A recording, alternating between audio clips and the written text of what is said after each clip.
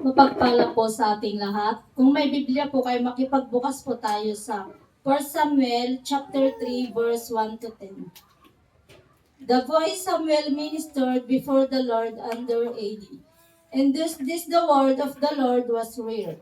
There were not many visions. One night Eli, whose eyes were becoming so weak that he could barely see, was lying down in his usual place. The Lamb of God had not yet gone out, and Samuel was lying down in the house of the Lord, where the ark of God was. Then the Lord called Samuel. Samuel answered, "Here I am." And he ran to Eli and said, Here I am. You called me. But Eli said, "I did not call. Go back and lie down." So he went and lay down.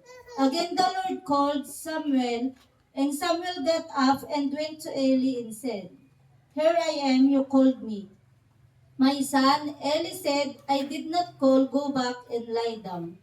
Now Samuel, I did not yet know the Lord. The word of the Lord had not yet been revealed to him.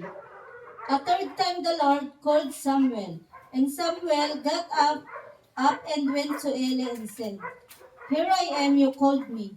Then Eli realized that the Lord was calling the boy. So Eli told Samuel, "Go and lie down, and if he call you, speak, Lord, for your servant is listening." So Samuel went and lay down in his place. The Lord came and stood there, calling us the other time, "Samuel, Samuel." Then Samuel said, "Speak, for your servant is listening." To God be all the glory.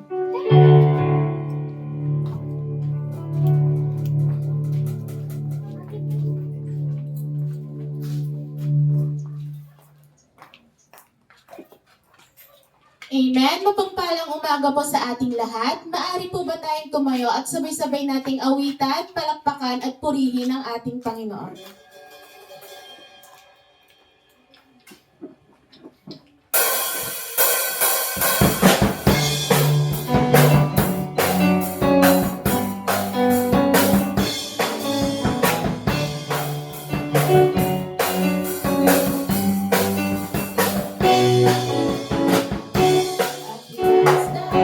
Ang kailangan, hindi ko na mawawala.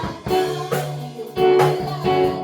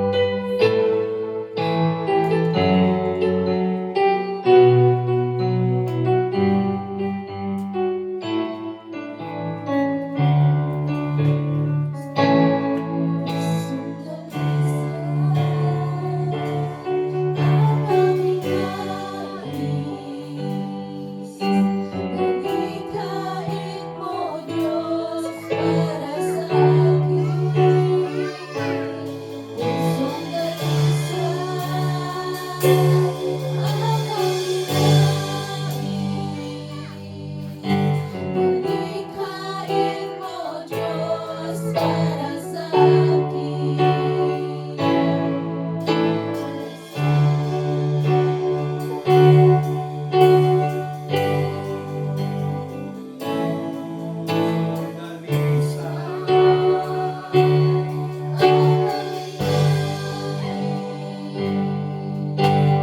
Nalikhain mo, Diyos, para sa akin.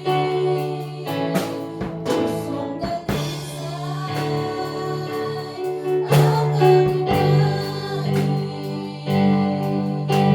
nalikhain mo, Diyos, para sa akin. Isang pusong tapat na sa'yo'y nagmamahal. Isang puso sa'yo walang alinlangan.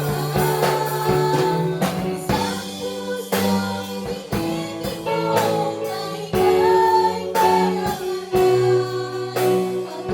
ako'y nagpupuri sa'yo